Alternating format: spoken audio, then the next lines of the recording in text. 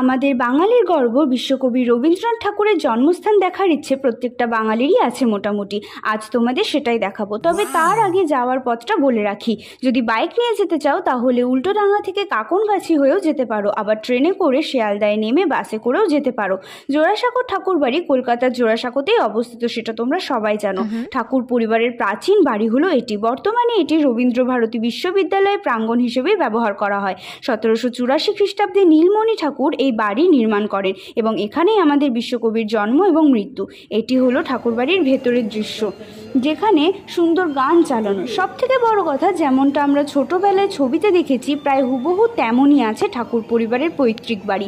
দূর থেকে বাড়িটি দেখে গায়ে কাঁটা দিয়ে এলো। শেষে শুধু একটাই কবিতা মাথায় এলো, আসা যাওয়ার পথ চলেছে উদয় হতে অস্তাচলে, কেঁদে হেসে নানান বেশে পথিক চলে দলে দলে।